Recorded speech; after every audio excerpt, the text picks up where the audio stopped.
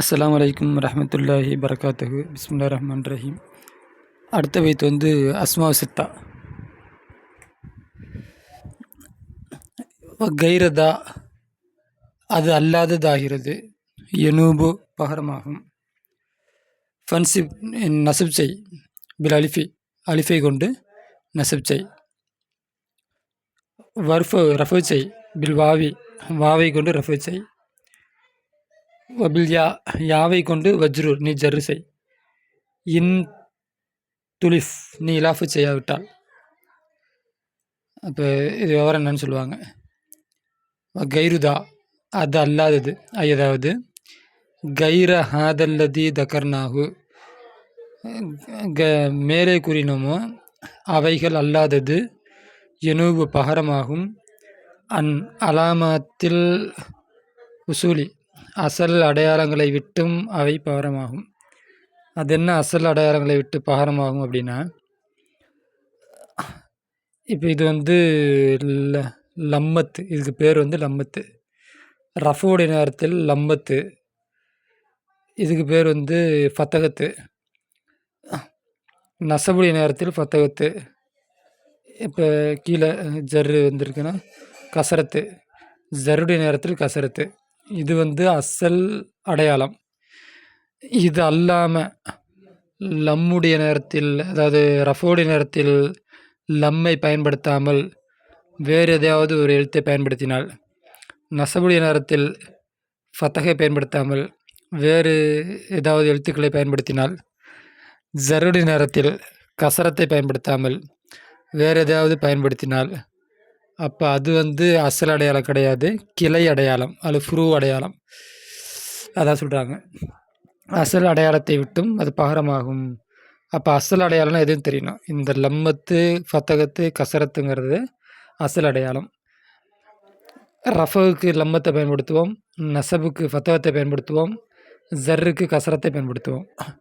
இதை விட்டுட்டு வேறு ஏதாச்சும் பயன்படுத்தினா அது ஃபுரு அடையாளம்.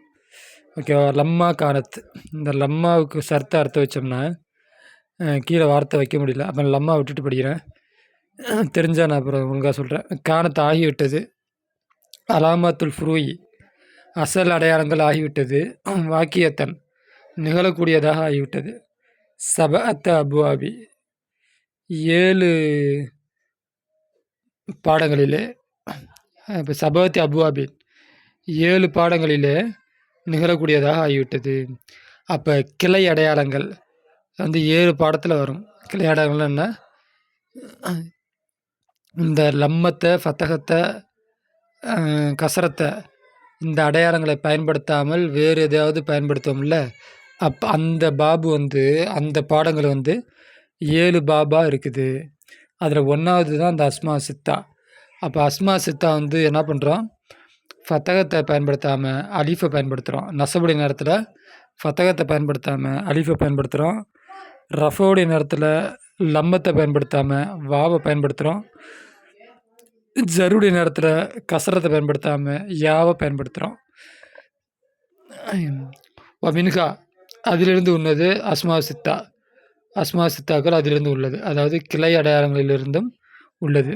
ஃபைன்னஹா நிச்சயமாக அதுவாகிறது. துர்ஃபவு ரஃபு செய்யப்படும். பில் வாவை கொண்டு ரஃபு செய்யப்படும். துன்சபு நசப் செய்யப்படும். பில் அலிஃபை கொண்டு நசப் செய்யப்படும். ஜர்ரு செய்யப்படும். பில் யாவை கொண்டு ஜர்ரு செய்யப்படும். அசார இலகிமா இவைகளின் பக்கம் இசாரா செய்கின்றார். பி கௌலிகாவோட சொல்லை கொண்டு. அசார இசாரா செய்கின்றார். இது என்ன வார்த்தை இருக்குன்னு தெரியலையே. சரி, இது நான் பார்த்து சொல்கிறேன். பி கௌலி அப்படி சொல்லை கொண்டு. ஃபன்சிப் நீ நசப் செய். அஸ்மா சித்தா அஸ்மால் சித்தாவுக்கு ஆத்திய பின்வரக்கூடிய அஸ்மா சித்தாவிற்கு நசப் செய். தக்கரஹா அதை கூறுகின்றார். ஃபில் பைத்து சானி 2வது பைத்திலே அதை அவர் கூறுகின்றார். பில் அலிஃபை கொண்டு நீ என்ன பண்ண நசப் செய். நியாபத்தன் அனில் ஃபத்தகத்தி ஃபத்தகத்துக்கு பகரமாக அலிஃபை கொண்டு, நியாபத்துனா பகரம், இப்போ ஃபத்தகத்துக்கு பகரமாக அலிஃபை கொண்டு நீ நசப் செய். நகு உதாரணமாக இன்ன அபானா எங்களுடைய தந்தை லஃபி இருக்கிறார், லலாலிம் முபீன் தெளிவான வழிகாட்டிலே இருக்கின்றார். அப்போ இன்னோடைய இஸ்மு தான் வந்து அபா. அப்போ என்னுடைய இஸ்முக்கு வந்து நசபு வரணும். நசபு வந்து இந்த அலிஃபை கொண்டு நசபு. ஒரிஜினல் அடையாளமாக இருந்தால் ஃபத்தகத்து வந்திருக்கும். இது கிளை அடையாளம் அப்படிங்கிறதுனால அலிஃபை கொண்டு நசபு செஞ்சிருக்கிறது. வர்ஃபோ நீ ரஃபோ செய் பில் வாவி வாவை கொண்டு நீ ரஃபோ செய். நியாபத்தின் பகரமாக அனில் லம்மத்தி லம்முக்கு பகரமாக வாவை கொண்டு நீ ரஃபோ செய். நகுதாரமாக அபூனா எங்களுடைய தந்தையாகிறவர் சைகுன் கபீருன் வயது முதிர்ந்தவராக இருக்கும். சைகுன்னா பெரியவர், கபீருன்னாலும் பெரியவர் தான். சைகுனா மரியாதைக்கு சொல்கிற வார்த்தைக்கு சைகுன் தான் பேர். அப்போ ரெண்டு சேர்த்தே பெரியவர்னு வச்சுங்க, வயது முதிர்ந்தவர்னு வச்சுங்க. அபு முப்ததாவுக்கு ரஃபகு. அப்போ ரஃபகுக்கு வந்து அசல் அடையாளம் என்ன வரும்? லம்மத்து பேசு வரும். அது வந்து அசல் அடையாளம். இப்போ இது வந்து கிளை அடையாளம், அதனால் வாவு வந்திருக்கு. அப்போ வாவை கொண்டு ரஃபு செய்யப்பட்டிருக்கிறது.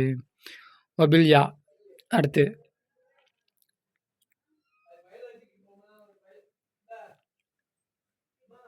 வபில் யா யாவை கொண்டு உஜ்ரூர் நீ ஜர்ரிசை. நியாபத்தன் அனில் கசரி கசரத்திற்கு பகரமாக நீ யாவை கொண்டு ஜர்ரிசை. நகுதாரணமாக இர்ஜிவு நீங்கள் மீண்டு வாருங்கள். இலா அபிக்கும் உங்களோட தந்தையின் பக்கம் நீங்கள் மீண்டு வாருங்கள். அப்போ இலா ஜாரு அபி மஜ்ரூரு. அப்போ வந்து இங்கே ஜர்ரு வரணும். யாவை கொண்டு ஜர்ரு. அப்போ ஃபத்தகத்தை பயன்படுத்த வேண்டிய இடத்துல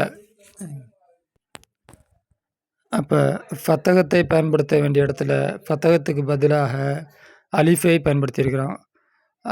அடுத்து லம்மத்தை பயன்படுத்த வேண்டிய லம்மை பயன்படுத்த வேண்டிய இடத்துல வாவை பயன்படுத்தியிருக்கின்றோம். அடுத்து கசரத்தை பயன்படுத்த வேண்டிய இடத்துல இங்கே வந்து ஏவை பயன்படுத்தியிருக்கின்றோம். இதுதான் இந்த பாடம். கேட்டு இந்த வித்தியாசத்தை தெரிஞ்சுக்கிங்க, திரும்ப கேட்டு. இன் துலிஃப் நீ இலாஃபு செய்தால், தில்கல் அஸ்மா அல் சித்தத்தை இந்த 6 இஸ்முக்களை நீ இலாஃபு செய்தால், இலா கைரி யா இல் முத்தக்கல்லிமுடைய யா அல்லாததின் பக்கம் நீ இலாஃபு செய்தால், இன்கானத் இலாஃபு செய்தால் அப்போ இந்த யாராபு முத்தக்கல்லிமுடைய யாவின் பக்கம் இணைக்காமல் வேறு இஸ்முக்களின் பக்கம் இணைச்சிருந்தா இந்த யாராபு. அப்போ முத்தக்கல்லிமுடைய யாவின் பக்கம் இணைத்திருந்தால் அப்போ என்ன யாராபு? இப்போ இன்கானத் ஆகியிருந்தால் இலாஃபத்து ஆகியிருந்தால் இலா யாவின் பக்கம், அதாவது முத்தக்கல்லிமுடைய யாவின் பக்கம் இலாஃபத் செய்திருந்தால் ஓரிபத்து அது மோரபாக்கப்படும், அது ஏராப் செய்யப்படும். பில ஹரக்காத்தில் முக்கத்தரத்தை தக்தீரான ஹரக்கத்தை கொண்டு அது ஏராப் செய்யப்படும். அப்போ முத்தக்கல்லிமுடைய யாவின் பக்கம் இந்த இஸ்முக்களை இணைத்தால் அப்போ ஏராபு வெளிப்படாது. ஏராபு தக்தீரில் தான் வச்சுக்கணும். சாயிர் அஸ்மாய் முலாஃபத்தி ஏனைய இலாஃபத்துடைய இஸ்முக்களை போல இதில் யா முத்தக்கல்லிமுடைய யாவின் பக்கம் இலாஃபு செய்யப்பட்ட ஏனைய இஸ்முக்களை போல அப்போ இந்த இஸ்முக்களுடைய அடையாளங்களையும் நீ தக்தீரில் தான் வைத்துக்கொள்ளும், யாராபு வெளிப்படாது. நகு உதாரணமாக அஹி என்னுடைய சகோதரர் ஆகிறவர். அப்போ அஹிங்கிறது முபுத்ததாவுக்கு ரஃப எங்கே அப்படின்னா இந்த அஹிங்கிற வார்த்தை வந்து முத்தக்கல்லிமுடைய ஏவின் பக்கம் இழைத்திருப்பதனால் யாராபு வெளிப்படாது. அப்போ யாராபு வந்து தக்தீரில் வச்சுக்கணும். வஹி ஹாரூன் என்னுடைய சகோதரர் ஹாரூனாக இருப்பார். ஹூ அப்சக் மின்னி அவர் என்னை விட தெளிவானவர். இதுக்கு அர்த்தம் இது. அப்போ சட்டம் வந்து என்ன அப்படின்னா முத்தக்கல்லிமுடைய யாவின் பக்கம் இணைத்திருப்பதனால் யாராபை தகுதியில் வைத்து கொள்ள வேண்டும். வாவு எங்கு அப்படின்னு கேட்கக்கூடாது. அடுத்து எல்லாம் அம்லிக்கு இல்லா நப்சி வாஹி எல்லாம் அம்லிக்கு நான் சக்தி பெற மாட்டேன். இல்லா நப்சி என்னை தவிர வாஹி என்னோடய சகோதரனை தவிர அப்படின்னா என்னையும் என்னோடய சகோதரனை தவிர வேறு யாரையும் என்னால் கட்டுப்படுத்த முடியாது அப்படின்னு அர்த்தம். இப்போ நப்சிங்கிறதுக்கு வந்து நசபு வரணும். அம்லிக்கு ஃபாயில் அமீர் ஃபாயில், நப்சி வந்து மஃபூலுக்கு நசபுக்கு வந்து எங்கே அப்போ அஸ்மா சித்தா அஹிங்கிறது வந்து நசபு. ஏன்னா நப்சில் அத்து செஞ்சு வச்சுருக்குறோம். அத்து செஞ்சு வச்சுருக்கனால வந்து அஹிங்கிறது வந்து நசபு. நசபுக்கு வந்து அஸ்மா சித்தா அஹிங்கிறது இது என்னது? அஸ்மா சித்தாவோட வார்த்தை தானே. அஸ்மா சித்தாவோட வார்த்தையாக இருக்கிறப்ப இதுக்கு வந்து அலிஃப் வரணும்ல, இங்கே வரல. ஏன் அப்படின்னா முத்தக்கல்லிம் யாவின் பக்கம் அஹிங்கிற வார்த்தை இணைக்கப்பட்டிருக்குது. அதனால் யாராபே தகுதீரில் இருப்பதாக வைத்துக்கொள்ள வேண்டும். அடுத்து அபன், அகன்.